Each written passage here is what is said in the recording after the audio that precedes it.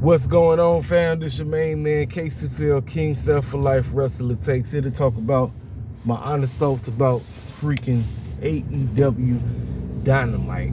Now, normally the shows that usually come after the pay-per-view be hot, but I'm going to be 100% with you. Episode yesterday was, just like how Tony Khan normally books. One of them cold, mediocre episodes.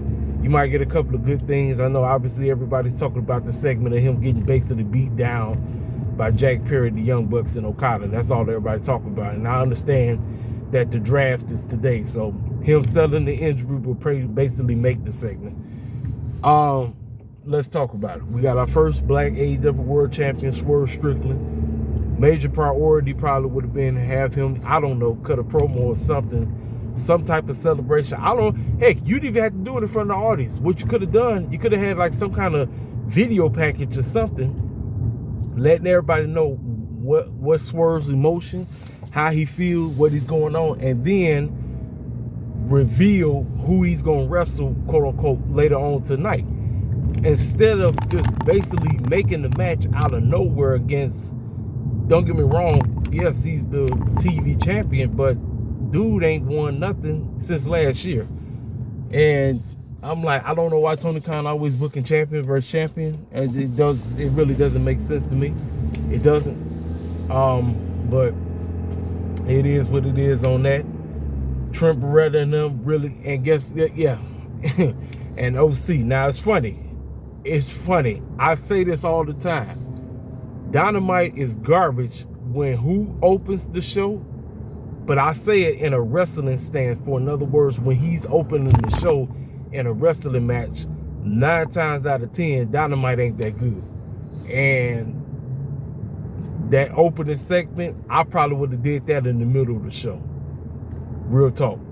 I get Tony Khan, quote unquote, trying to, quote unquote, go away from the just always opening the show with a match. But I'm talking about that segment there, because it's a mid-card storyline.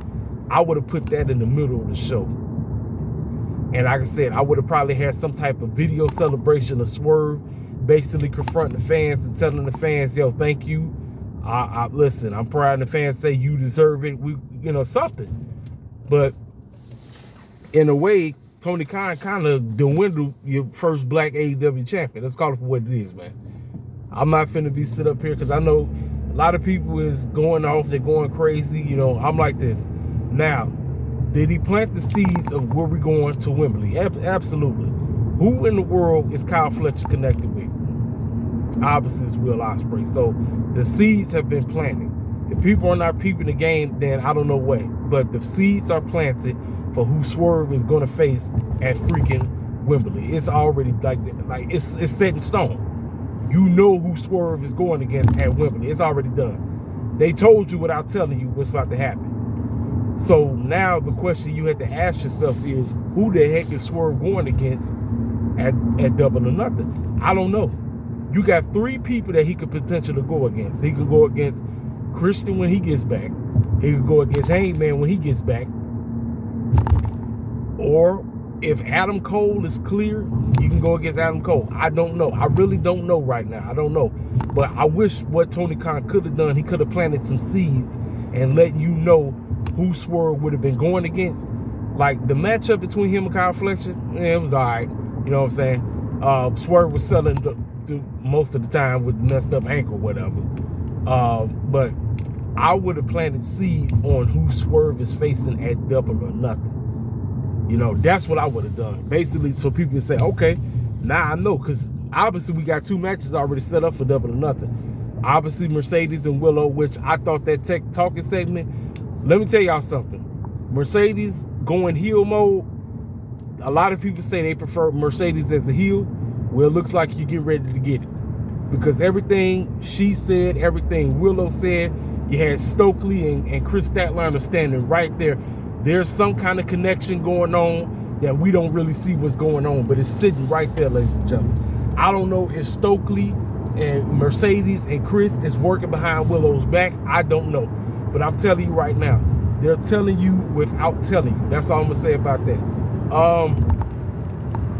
The young lady that Anna Jay went against, that's Mariah May's road girl. That's the one she was kissing up on a couple weeks ago. I thought that was a decent matchup, nice matchup, you know. But I just want Tony Khan to put forth an effort and get cats to care about these people who we're really not familiar with. You understand? Like I said, Tony Khan is the master of random matches. He is the master. I'm not playing with you. He is the guy that just sits up, writes 2 names down, and tell them to go out there and wrestle, and cats gonna jump up and joy, act like, hey, it's the best thing since sliced bread. Nope, it don't work like that. Anna Jay lost the match. Mariah May comes out there, she got the little drink in the zig, get ready to get to the party and get ready to celebrate. And then Anna Jay basically beats the, like she chokes out Mariah May, and then she lays out the other young, I think her name is Mia. I'm mispronouncing the name, so forgive me for you hardcore AEW heads and New Japan heads that know who she is. Comment in the comment section and tell me who the young lady is. But Anna Jay beat the snot out of both of them, right? Toni Storm finally acknowledges Mariah May. She comes to her rescue and she takes her out. And I said, man, and then she picks her up and she hugs her. I said, it's about dang time. Toni finally acknowledging her pupil. I've been waiting on her. We all been waiting on her. She's been treating her like she's an afterthought. I said, come on, girl, where you at? Where you at? Finally, she came out. She embraced her. She hugged her. And then, out of nowhere, we ain't heard from her since that promo she did, what, a month or 2 ago.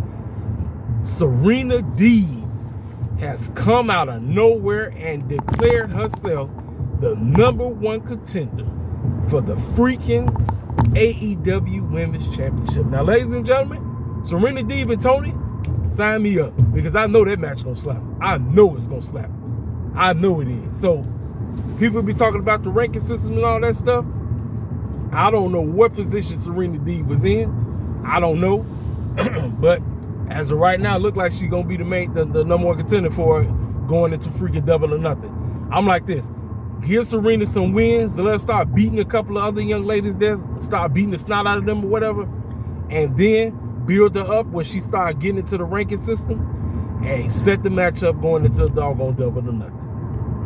And you know what? Could she win it? Could Serena Deeb win it? Possibly. She could. I don't know. Backstage, we had Thunder Rosa talking to Renee about coming up short. And, you know, she was like, I was right there. But unfortunately, this lady comes out of nowhere, causing a distraction. You know, obviously, you know, she was talking about Deonna Purrazzo. Deonna Purrazzo comes out, gets into her face. They start pushing each other, start slapping each other around. So I'm assuming that's going to be a matchup. I'm assuming Tony Khan going to book that, probably put it on Collision or something. I don't know. But that was something. I'm going to say this. The strongest parts of Dynamite for me were the ladies. The ladies, if you want to say, they storylines outshine the men's for the most part, outside of what happens at the very end. But like I said, I'm on board with what they're doing with the ladies. Like I say, Mercedes is starting to assert herself because, quote unquote, she's blaming Willow for why she, quote unquote, was out for a whole year and a half. You know, what else happened on the show? Oh yeah, so we had a battle royal to determine who in the world is gonna face Roderick Strong at Double or Nothing. And Will Ospreay messed around the one. So we get ready to get Roderick Strong versus Will Ospreay for the International Championship. Interesting dynamic that they decided to pull. But yeah. What else happened on the show? Like I said, obviously, Chucky T, OC, Trent cutting that promo about why OC basically had us, like when we got together, we thought we was gonna be on top of the world. Instead, this fool turned us into the lackeys, which he wasn't wrong. They've been jokes. He's been the one that's been winning gold. They haven't won nothing. So I'm thinking, okay,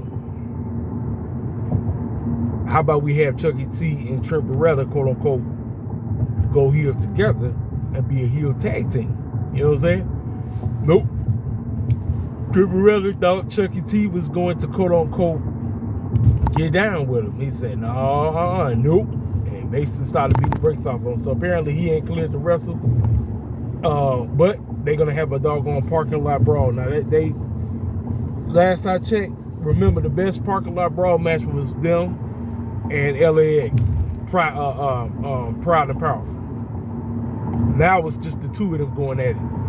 I would have probably saved this and put this on the card. I know a lot of people really is not interested in the Trent Beretta singles run or whatever. I would have put this as a mid-card match on the pre-show or whatever. Or I would have saved it for Double or Nothing. I would have added more layers to this. Just added layers to it. That's what I would have done. But, you know, TK said, let's go ahead and get it out the way. Let's do it at the doggone on Rampage on Friday. Young Bucks and Jack Perry and Okada was outside talking about, we just talked to Tony Khan and we want to face that fool in the ring tonight. I'm like, okay, all right. So, what else happened on the show?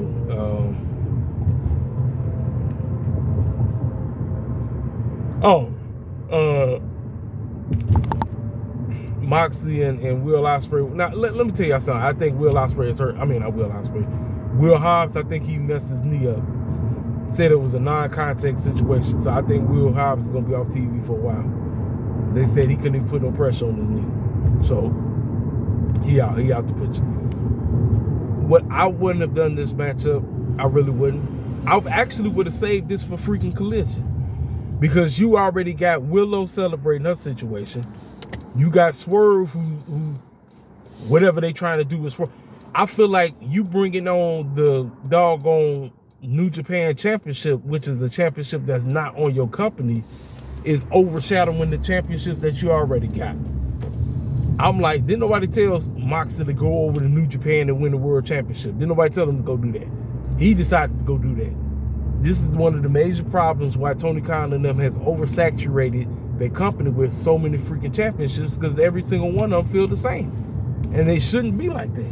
It genuinely shouldn't be like that, ladies and gentlemen. But I would have saved this match for Collision. I wouldn't have done that. What I would have done was, like I said, I would have started the show with Swerve. Swerve gets fans talking and all that, and then I would have ended the show with Swerve and what's it called. Or you could have ended the show, like I said, or I have them have that matchup, but then you go ahead and do that little stupid stuff you did with TK and them. This way, you can picturally face or make up what you're planning on doing with Swerve going into Double or Nothing. You know what I'm saying? But Tony Khan didn't do that.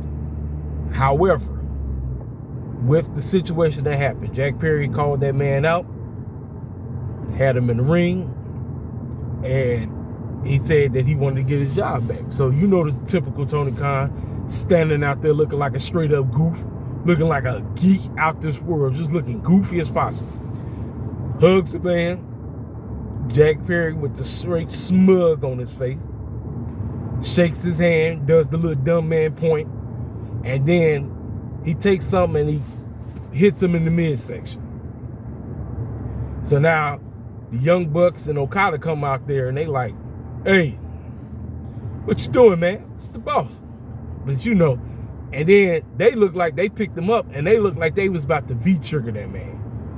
They looked like they was finna V-trigger Tony Khan, like on the real. And then Okada was like, no. But then they did the doggone pile driver, whatever it is, the Meltzer drive. Listen, they come up with these crazy names for these moves, switching names up left and right, whatever. And Tony Khan basically got jumped. And that's how the show goes off the air. Now, everybody be complaining about cliffhangers and this.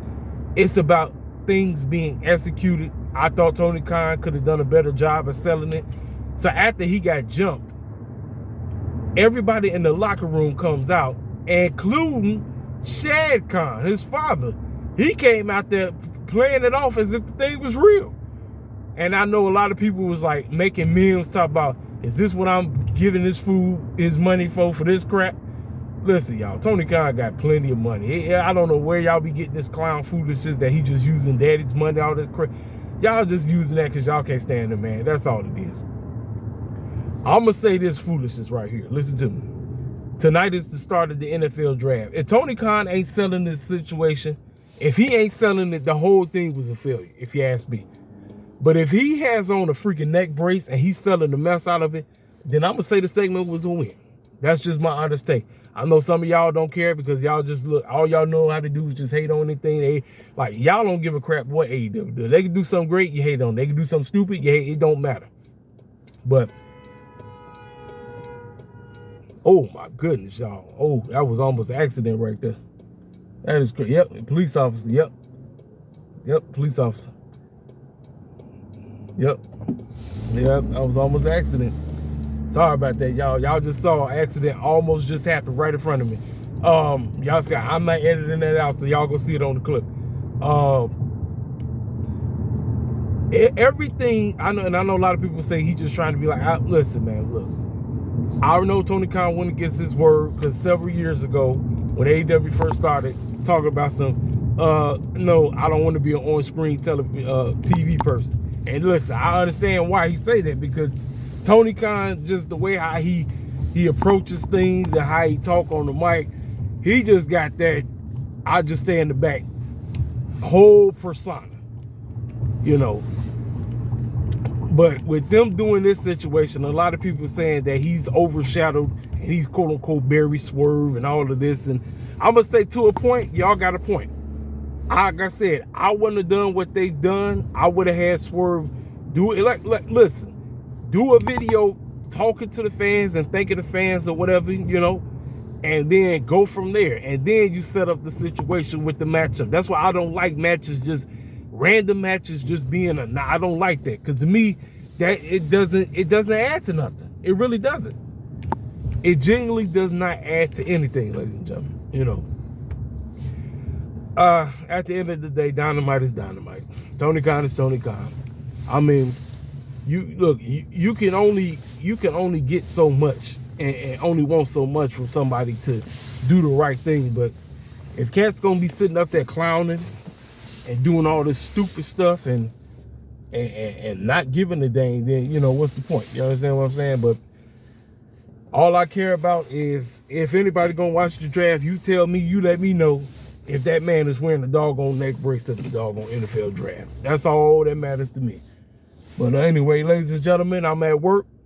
I'm going to talk to y'all cats later. My honest thoughts about what I thought. Like I said, the audio was terrible. That was one of the major reasons why, I think I said at the beginning of the show, audio issues in year 5 need to be done away with. You are, from what they, according to Forbes, you are a $2 billion corporation and you're still dealing with audio issues. There's no excuse. No excuse. No excuse whatsoever, man. Ladies and gentlemen, I got to get the clown up out of here. Y'all know what to do. Hit that freaking comment section up. Tell me what you think. If you're new to the channel, feel free to subscribe. And we're going to keep it going. We're going to keep it building over here. This your main man, K-Spell King, Self for Life, Personal Mistakes. I'm gone.